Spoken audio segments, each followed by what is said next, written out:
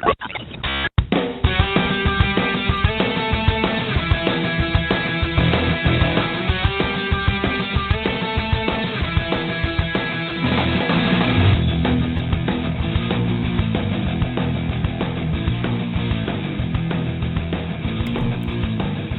is the Browerport Podcast. Thank you so much for joining me for the podcast. We greatly appreciate it. Like we said on the last podcast, we are back on Instagram, over 6,000 followers strong, over 60,000 likes on Facebook, and the @RealMatthewBrower Instagram page, public figure page, is growing a little bit as well. So you'll get some extra content on the real Matthew Brower that you will not get on the other platforms. Don't forget, we're on YouTube, Facebook, and Instagram. Just search out @Browerport for the latest news and views that you can use. Also, we got a 7-day reach ban on Facebook. So that's wonderful. They advised us that we posted a picture that went against community standards. We pointed out someone that was on Instagram. We screenshotted it, put it out there for everybody to see how he was an asshole with flag draped caskets, and saying that he thinks the military members are lazy and he hopes more of them come back in coffins. And it went against community standards, apparently, because if you screenshot an Instagram post, you can't put it on Facebook, apparently, and call the guy out. So we called him out, and we got called out.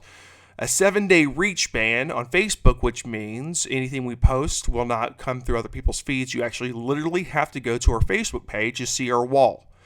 So if you're listening to the podcast, please tell your friends and family to go to the Browerport on Facebook. That way you can see those our posts and articles, and you can also see all the information on Instagram also, because we post a lot of the memes on Instagram as well. So make sure to check that out. So tonight on the podcast, Colin Kaepernick is nuts. Candice Owens is banned from a podcast. TripAdvisor gets sued, and people flee from New York. Why would they not flee from New York? That's the main question. Why would they not flee to New York? I live in Florida, and we are growing by over 600 people a day, according to the government. So people are fleeing here to Florida, and I guess for lower taxes and everything else, and free markets, all that good stuff. So let's start with Colin Kaepernick. He had some thoughts on the United States taking out the top Iranian officer with a drone strike, calling it classic American imperialism via our military.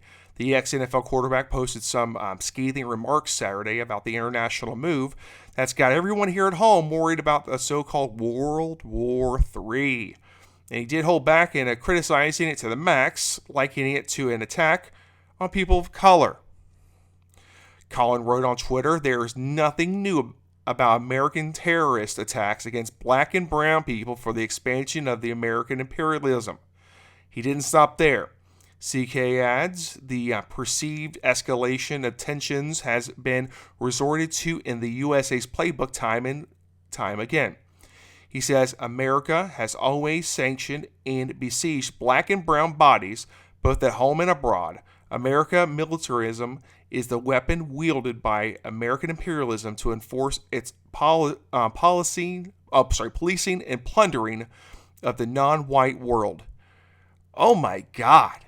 This guy's nuts. Colin Kaepernick had a workout with the NFL recently, and he changed it in like 45 minutes from the time, and it took an hour to drive to the other place. This guy's not interested in football. He's got this girlfriend or something that got in his head. He's a vegan now. I'm not saying there's anything wrong being a vegan, but the guy is just like all over the place. The guy's like wearing like Che Guevara shirts and Fidel Castro stuff when he's in Miami, socks with pigs on them and a Kunta Kinte shirt during a workout. The guy's always trying to push buttons. So is he really serious about playing football? Or is he just trying to be this social media justice warrior? The guy is just like, he's washed up. He wants to stay relevant. And I guess no one wants to work with you when you're a jerk. Look at him. I'm not saying the guy is not a guy you can sit down and have a beer with, but apparently he has a lot of racism in him for some reason. They think everything's racist. Is it? I mean, he was raised by white parents. He's mixed. He's white and black. So why does he continue down this path of destruction every time something happens? He's always trying to call somebody out. But he doesn't call out Nike, which is using Chinese pretty much slave labor overseas, which I can't speak much. I do have a hat on that's made by that Browport hat. Logo's on a Nike hat. So I can't say too much that, I hate Nike or any other corporation. I mean, look at all the stuff that we eat, drink, and wear. I mean, can we really escape it? But if he's trying to make this point about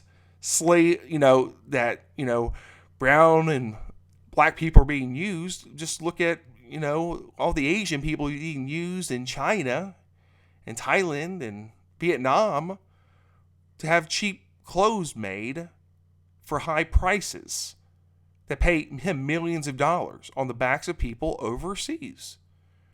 Maybe he should look at that, look in the mirror and see how he's getting paid, and maybe he should be standing up for those people. But he won't, because that doesn't fit his narrative, the social media justice narrative of the United States of America that's going on right now in our climate. Story number 2, conservative influencer Candice Owens. If you haven't seen Candice Owens before, you should really check out her stuff. I think it's really great stuff, very hard-hitting. She's a black conservative, which is very hard to find, especially outspoken ones. I'm not saying there's not black conservatives out there, but generally they get demonized by Democrats and the left, calling them all sorts of names. So she has seemed to find a new political enemy this week in Hollywood actress and feminist Jameela Jamil. According to a Monday tweet, Owens is now in hot water with a Good Place star over her willingness to publicly defy current left-wing, suggesting biological sex is not only separated from but entirely meaningless when compared to one's gender identity. Jamil allegedly canceled an upcoming appearance from Owens as a result of her apparently transphobic statements of fact, claiming the conservative activist's mere presence on set would create an unsafe environment for LGBT staff. Sad to announce that at Jamil has revoked my invitation to her podcast because tweeted only women can give birth, Owens wrote on Twitter. Apparently, this statement made her trans coworkers feel unsafe.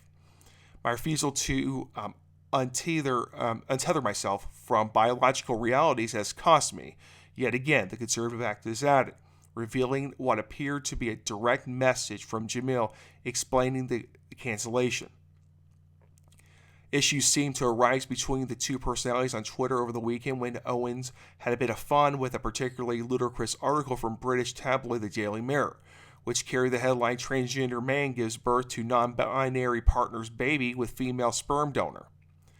Playfully correcting the headline to align with generally accepted biological realities, Owens wrote, Woman gives birth to partner's baby with male sperm donor. There, I fixed it for you.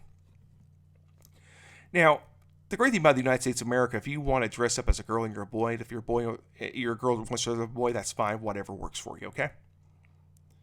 But trying to force people to say, hey, there's all these genders. I'm sorry, there's male and female. If we got to get back to basics, let's just say penis and vagina, okay? P or V, whatever it works, okay? Your chromosomes are your chromosomes. It's the way it is. And if you have a vagina that has eggs inside your body and it can be fertilized by sperm, you're a female. If you have a penis, you can and you're a male and you have sperm in you.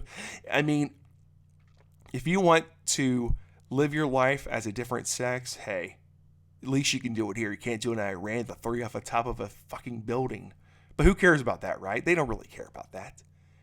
They don't care about Saudi Arabia, women getting stoned, or they don't care about Iran, women getting stoned, gays getting thrown off top of buildings. They don't care about that kind of stuff. Here, they're just trying to make our lives damn miserable half the time. I don't care.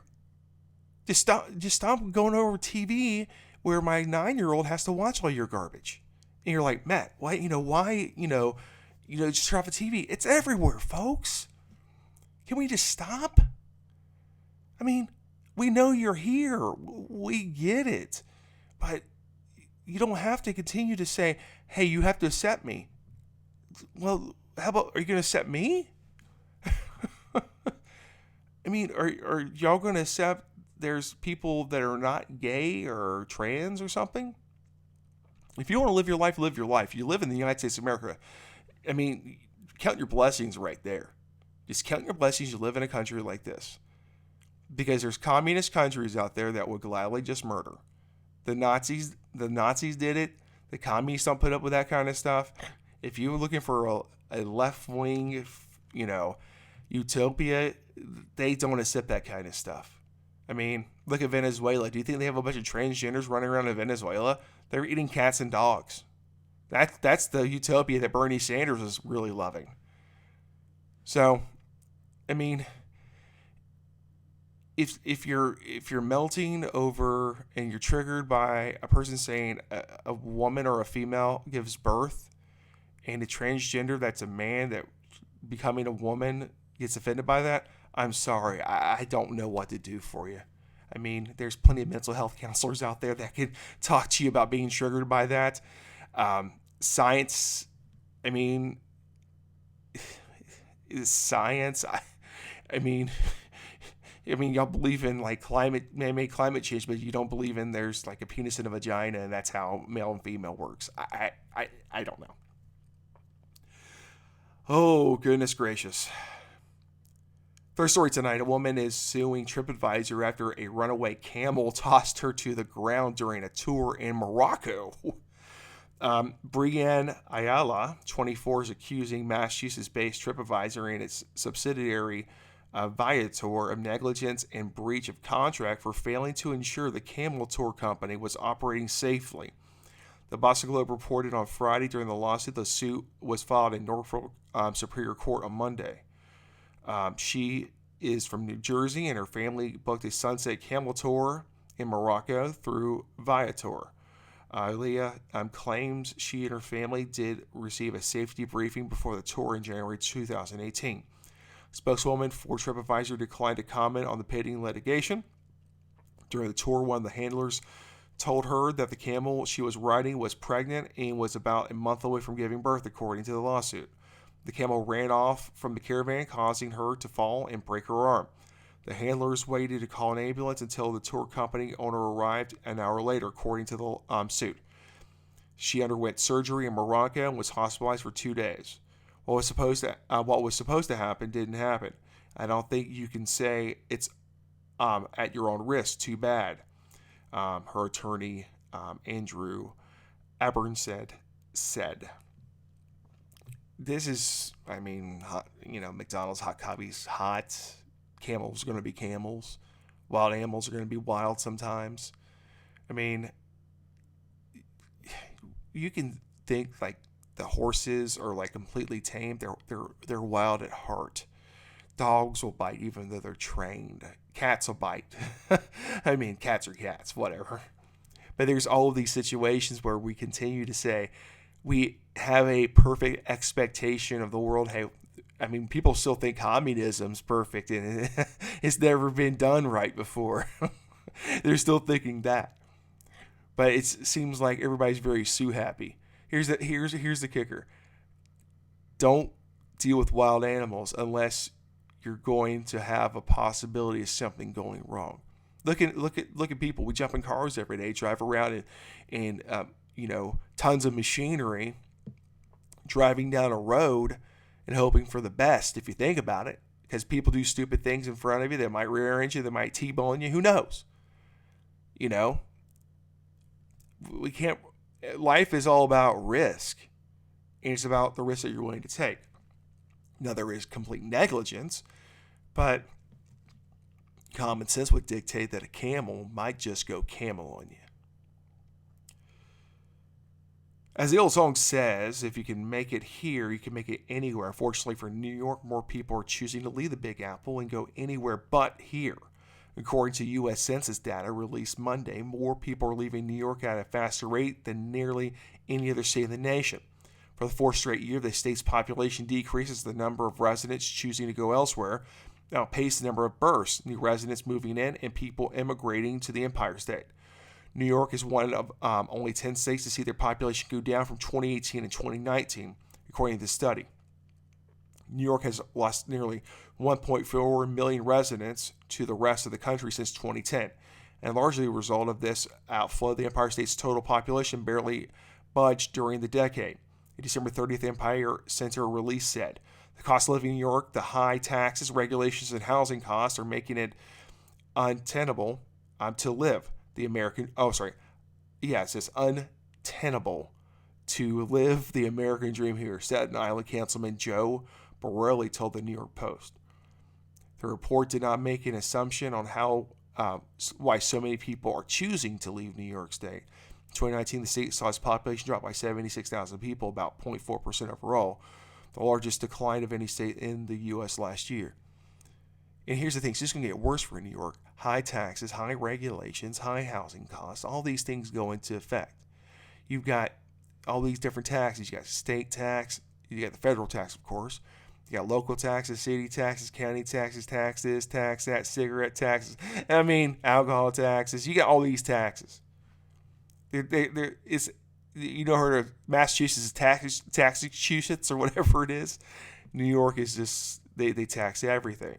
And here's the thing, it's going to get even worse, folks, as more people leave, they need to fund these pensions. And here's the funny part, a lot of people that have retired, they have New York state pensions, city pensions, all these things in New York, are leaving and coming to Florida, taking that money with them, not spending it in New York. So you're going to have this, you're going to have a pension issue going in New York eventually, a really severe one, because all those people are leaving.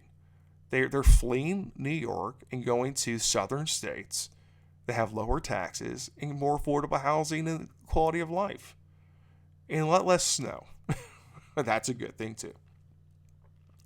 The feel-good story of the day, Jennifer Allen's Christmas present this year came on its own terms. The mood was festive at the Allen home Christmas Eve afternoon. Family had gathered for a feast. We're hosting Christmas Eve dinner. We had everyone come over, she says. And suddenly a pregnant Allen knew something was happening. I got dressed, got to the front door, and my water broke. Right then and there, she said. Jennifer, her husband, Mark, and sister, Danielle Martin, hopped into the car to embark on the 35-minute drive to the hospital. They thought they had plenty of time, but the baby had other plans. That's when they decided to dial 911. Danielle Martin, she keeps feeling like she has to push, and she's trying not to, but it's happening. Dispatcher, I would recommend you pull off the road. So they pulled off Interstate 95, about mile marker 203 near Cocoa. We're having the baby in the car, Martin says. We waited too long. The friendly voice at the other end of the call, veteran Brevard County Fire Rescue dispatcher Karen Holly, kept the family at ease. The paramedics arrived. They came up to the car and said, we're having a baby, Martin says. Oh, you had the baby. Merry Christmas, said Holly. I just had to know if it was a boy or girl, A week later, 7-pound 4-ounce Taylor Joseph Allen met the person who helped him come into the world. Very great feel-good story of the day. We see a lot of those in the news because, they're pretty feel-good stories. The baby wants to come out. When the baby's ready, the baby's ready. So great feel-good story. Everything went well with the baby and parents. So awesome story for the holiday season. I want to say thank you so much for listening to the show. We greatly appreciate it. Don't forget you can get the show on iTunes, iHeartRadio, and Blog Talk Radio. Don't forget follow us on Instagram, Twitter, YouTube, and Facebook by searching out Brower Report. Hope everybody has a great weekend, and we'll talk to you soon. Thanks for watching and listening.